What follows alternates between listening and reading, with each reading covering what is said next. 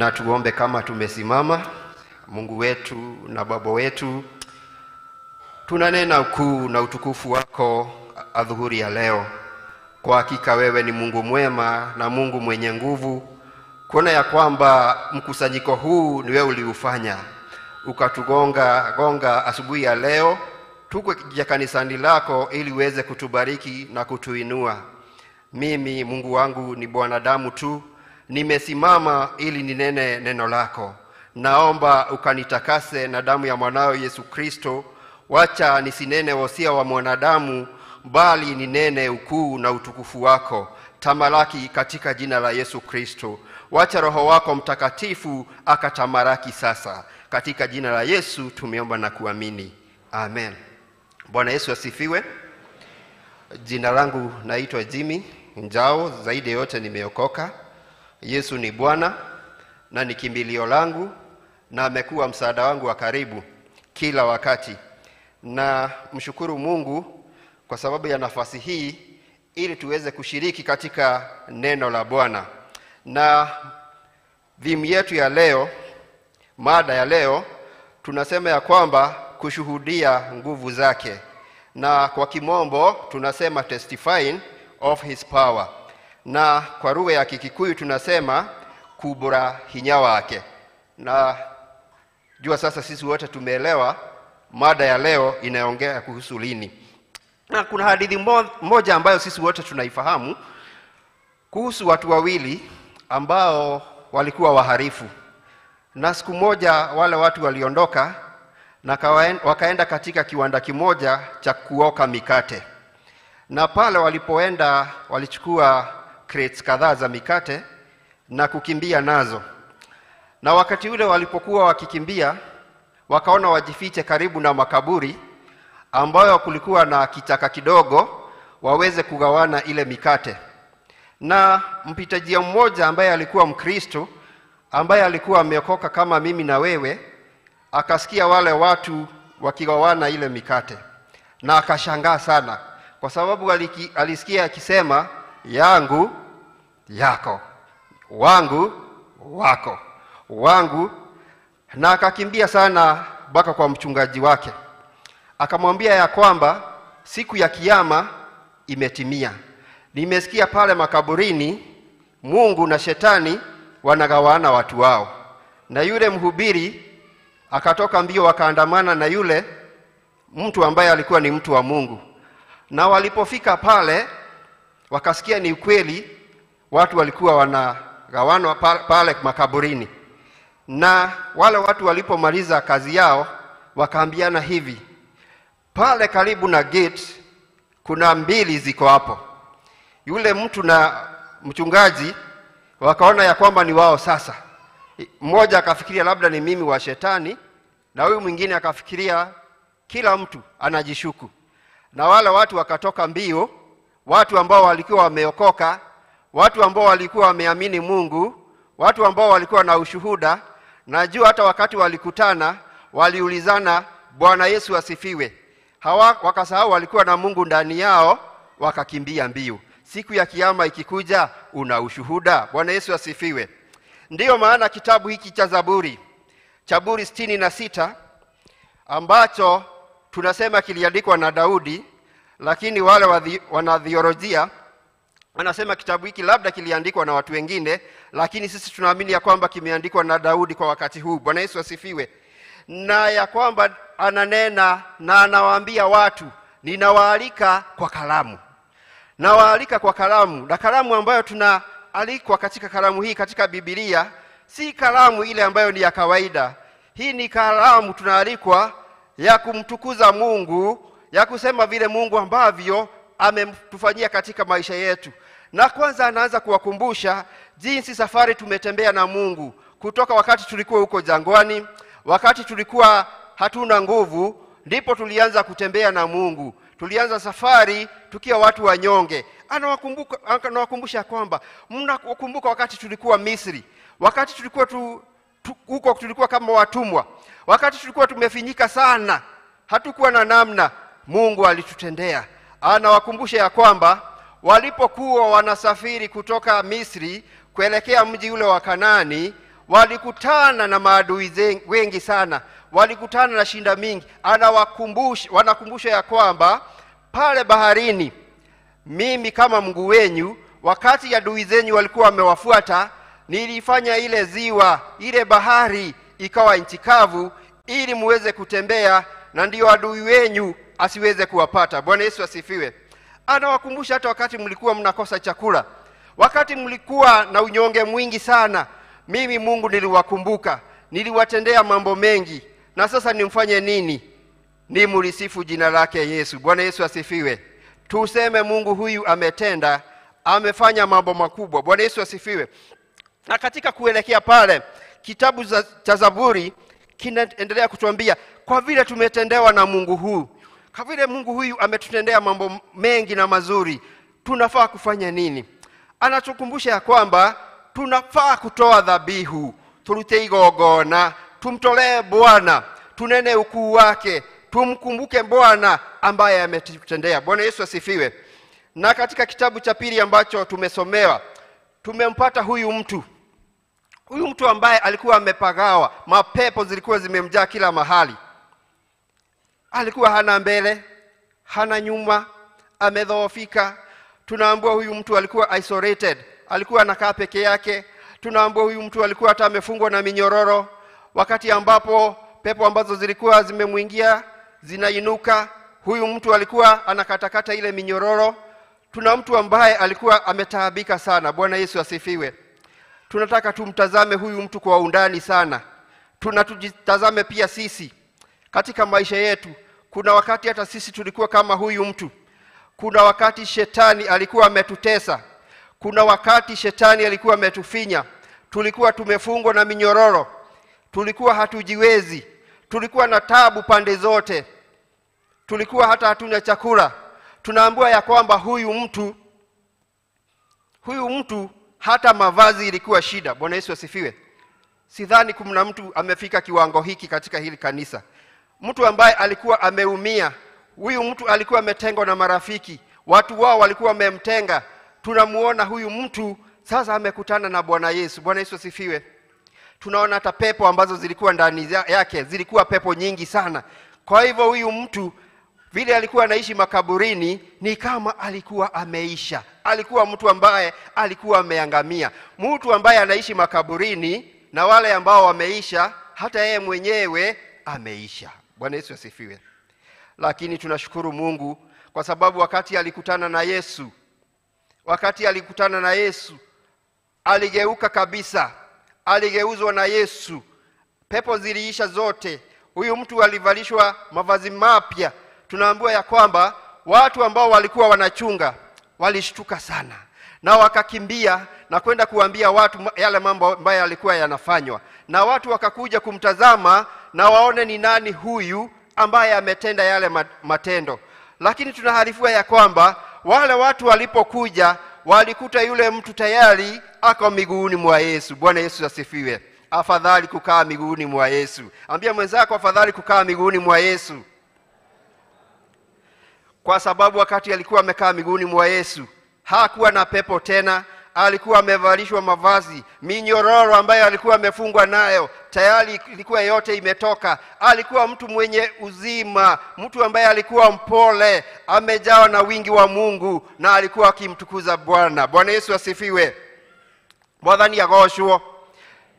Tunaona mtu huyu ambaye alikuwa ameisha kabisa, na Yesu alinena neno ambalo ninataka sisi wote tulisikie siku ya leo. Tunaambiwa ya kwamba huyu mtu alitaka kuandamana na Yesu, lakini Yesu alimwambia hapana, hutaandamana na mimi.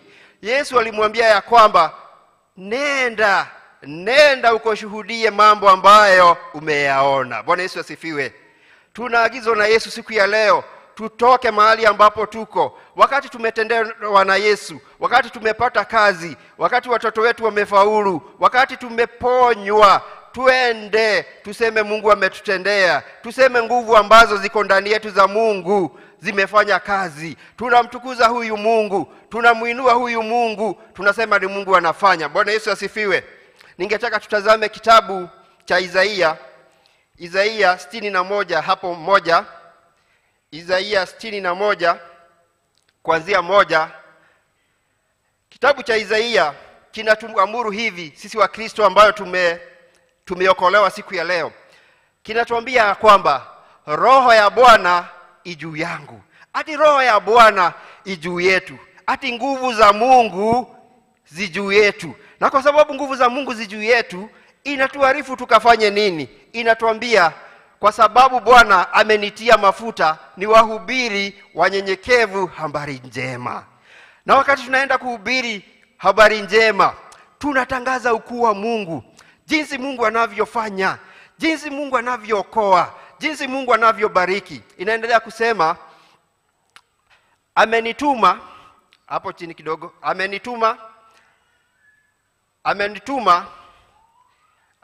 amenitia kichwa changu, roho ya Mungu ijuu yangu, kwa sababu Bwana amenitia mafuta ni wahubiri wanyenyekevu habari njema. Amenituma ili kuwaganga waliovunjika moyo. Wale ambao wamevunjika moyo, kama wengi wetu wakati huu unajua tumevunjika moyo, tunapitia changamoto nyingi, tunaona kama maisha yetu yamefika ukingoni, lakini tunaambiwa ya kwamba ni kazi yetu twende tuwahubirie, tuambie huyu Mungu anaweza, Mungu anabariki mara ya pili, huyu Mungu anafungua hii minyororo ambayo imetufunga. Tuendelee kidogo. Kuwatangazia mateka uhuru wao, na hao waliofungwa habari za kufunguliwa kwao. Ni wakati wa kufunguliwa kwetu. Bwana Yesu asifiwe. Ni wakati wa kufunguliwa na wale ambao wamefungwa. Tuwatangazie ya kwamba Mungu anakuja kufanya kazi njema katika maisha yetu. Bwana Yesu asifiwe. Bwana Yesu asifiwe. Kitabu kingine ambacho nitataka tutazame ni Wafalme. Jinsi Mungu anavyojidhihirisha na jinsi tunavyofaa kuinua na kutenda, kuinua na kusema Mungu ametenda. Kitabu cha Wafalme wa kwanza 18:22. Tunakutana na Elia. Elia alikuwa mtu ambaye alikuwa ameitwa na Mungu, na tunaona Elia ni mtu ambaye alipitia kwa shida mingi sana, changamoto nyingi katika maisha yetu katika kuhudumia Mungu. Na hapa tunakutana na Elia ambapo Ahabu alikuwa anataka kumuangamiza. Kuna wale watu ambao walikuwa wanaomba zile miungu ambayo haikuwa inafaa. Tunaambiwa kwa ujumla kulikuwa na manabii 450. Na Elia tunamuona alikuwa peke yake. Na walitaka kujua ya kwamba ni Mungu mgani huyu? Ni Mungu mgani huyu ambaye anaokoa? Ni Mungu mgani huyu ambaye ana nguvu? Na tunaona wakiandaa sacrifice kwa Mungu, dhabihu kwa Mungu, ili wajue ni Mungu mgani. Na tunaona ya kwamba wakati wale walikaa siku mzima wanamlilia Mungu, wanafanya nini miungu yao. Hata Elia alikuwa anafanya utani, anawauliza ya kwamba kwani Mungu wenyu amelala? Anauliza labda ameenda safari? Anauliza labda hawasikii? Lakini tunaona mtu wa Mungu, mtu ambaye anaitwa Elia, alipomuomba Mungu, tunaambiwa ya kwamba Mungu alishuka kwa nguvu nyingi. Mungu aliramba yale maji, kuni ambazo zilikuwa mahali pale, ile nyama ambayo ilikuwa mahali pale, na hata majivu, kwa sababu ni Mungu mwenye nguvu, ni Mungu juu ya miungu yote. Bwana Yesu asifiwe. Ambia mwenzako huyu ni Mungu juu ya miungu yote. Na Mungu alitaka kujisifu na kuonyesha ulimwengu mzima ya kwamba yeye ni Mungu. Na Biblia inatuambia wakati wale watu walipoona yale matendo Mungu ametenda, walitoka mahali pale na kumsifu Mungu na kusema ya hakika huyu ndiye Mungu aishie. Bwana Yesu asifiwe. Wakasema ya kwamba huyu ndiye Mungu aishie. Matendo ya Mungu ambaye anafanya kila siku kwa maisha yetu. Matendo ambayo tunafaa kutoa shuhuda zetu katika mioyo yetu, kusema Mungu ametutendea. Ni kwa nini tunafaa kusema ya kwamba na kutangaza huyu Mungu na kutoa shuhuda zetu kwa huyu Mungu? Jambo la kwanza na alifua ni ya kwamba ni jukumu la kila mtu Ni jukumu la kila mtu kumtangaza Mungu na kushuhudia matendo yake. Ushuhudie matendo ambayo Mungu anatufanyia. Na hii tunaambiwa kwamba tutafanya kama familia, na vile vile unaweza fanya kivyako. Na katika Biblia tunaona mtu ambaye aligundua hii siri ni mtu ambaye alikuwa anaitwa Yoshua. Yoshua tunamuona aliona matendo ambayo Mungu alikuwa akiyatendea watu wake. Na Yoshua akasema mimi, kwanza alijipoint ye mwenyewe, akasema mimi kama Yoshua. Halafu akaleta familia yake, mimi na nyumba yangu tutamtumikia Bwana siku zetu zote. Kwa sababu Yoshua aligundua ya kwamba mimi binafsi nimeona matendo ya Mungu. Mimi kama familia nimeona matendo ya Mungu. Sisi kama district tumeona Mungu. Sisi kama kanisa la Bahati tumeona Mungu. Sisi kama nchi ya Kenya tumeona Mungu. Mimi kama familia ya Kamau nimeona Mungu. Na mimi kama Kamau nimemuona Mungu. Bwana Yesu asifiwe. Jambo la pili, kila mtu anapaswa kushuhudia kuhusu nguvu za Mungu. Acknowledge God's power. Hakuna shortcut. Tunafaa ku acknowledge God's power. Na tunaona kutoka kitabu cha Luka Mtakatifu 18:35. Kuna mtu ambaye alikuwa kipofu na aliponywa na Yesu. Na jambo hili lilimfurahisha sana. Ni kama huyu aliyetolewa mapepo. Jambo hilo lilimfurahisha sana. Na wakati aliuliza Yesu atafanya nini, Yesu alimjibu, enda utangaze nguvu za Mungu ambazo umeziona siku ya leo. Bwana Yesu asifiwe. Ni jukumu letu wakati tumetendewa jambo na Mungu, tutangaze ya kwamba ni nguvu za Mungu ambazo zimetenda hayo. Jambo la tatu, tunafaa kuamini Mungu na kushuhudia wakati wa majaribio. Wakati tunapitia katika shida, trust God during trials. Wakati tunapitia shida, tujue ya kwamba Mungu tu ndiye atatusaidia kushinda hizi shida ambazo tunazipitia kwa wakati huu. Mtu ambaye tunamtazama katika kitabu cha Mungu ni mtu ambaye alikuwa anaitwa Lutu. Wengine tunasema Loti. Lutu, wakati Sodoma na Gomora ilipokuwa inaangamizwa, Lutu alipitia katika shida mingi sana. Tunaona ya kwamba wakati wale malaika walishuka kwake nyumbani, wale watu wa mji wa Sodoma na Gomora ambao walikuwa wamejawa na dhambi nyingi, walikuja hata walikuwa wanataka kuwaangamiza hawa malaika. Lakini tunaona ya kwamba wakati malaika walikuwa pale kwa Lutu na wale watu wakang'ang'ana kuvunja milango, tunaambiwa na Biblia ya kwamba Mungu alipatia wale watu upofu. Bwana Yesu asifiwe. Kwa sababu ya kumtegemea Mungu. Ambia huyo mwingine, Mungu anapatia maadui zetu upofu. Wakati tunapitia katika majaribu, wakati ambapo tunaona tumefika katika mwisho, Mungu hutuma malaika wake katika maisha yetu. Ati Mungu anatuma nini? Mungu anatuma malaika katika maisha yetu. Na wale malaika si kukuja tu, bali wanawapea wanakuwa upofu wale maadui ambao walikuwa na nia ya kutuangamiza. Bwana Yesu asifiwe. Na tunaona Mungu akimshindania Lutu. Hata wakati ilipofika siku ya asubuhi, tunaona malaika pia wakimsaidia Lutu kutoka katika hali hii ambayo ilikuwa mbaya, ili Mungu aangamize ile sehemu. Bwana Yesu asifiwe. Ati tuamini Mungu. Huyu Mungu ndiye anayekuja kututoa katika minyororo, katika zile njia tunapitia ambazo ni ngumu. Mungu peke yake ndiye ambaye ana uwezo. Na tunapofanyiwa hivi ni vizuri. Tunasema ya kwamba ni Mungu ametutendea. Si nguvu zetu, si akili zetu, si umaridadi wetu, lakini ni Mungu ametutendea. Imagine Mungu anakutumia malaika. Imagine Mungu anafanya maadui zako wawe vipofu ili wasiweze kukudhuru. Ni Mungu wa ajabu na ni Mungu anatupenda. Tuliinue jina lake na tuseme ya kwamba nguvu zake ni za milele na milele. Bwana Yesu asifiwe. Jambo lingine ni kujua ya kwamba upendo wa Mungu ni wa milele na milele. God's unfailing love. Huyu Mungu na unyonge wetu, all our shortcomings, Mungu akasikia huruma sisi kama wanadamu, akamtoa Yesu Kristo ili aje atuokoe sisi wanadamu ambao hawakuwa wanakubalika machoni mwa Mungu.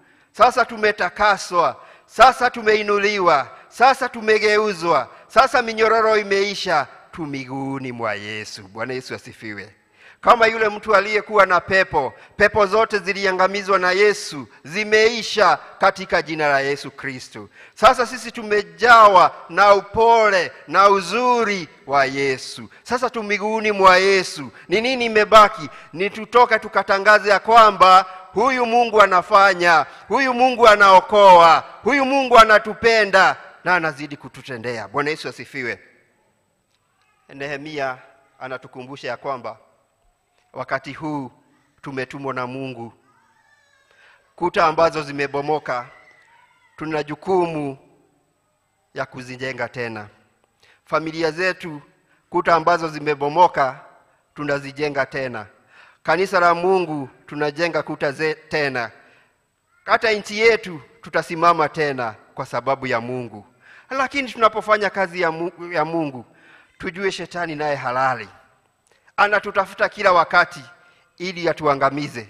Anatutafuta kila wakati ili atuangamize. Na Nehemia atakumbusha ya kwamba Sanbalati na Tobias watakuwa kila mahali. Watakuwa kila mahali kuiharibu kazi ya Mungu. Wengine tunajikuta tunajisikia wanyonge, tunasahau ya kwamba tuna nguvu za ajabu kati yetu za kujenga kuta. Bwana Yesu asifiwe. Tusimame tena. Tusimame, tunaitwa siku ya leo. Tusimame. Hamjakosea. Umtazame mwenzako, umuulize ya kwamba ako tayari kutangaza nguvu za Mungu ambazo ziko ndani yake. Mkumbushe Mungu anampenda. Mkumbushe minyororo imeondolewa.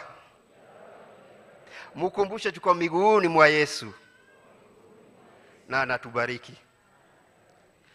Mtakatifu na Mungu wetu, tunakiri wema na fadhili zako. Neno lako ni kuu kama wewe.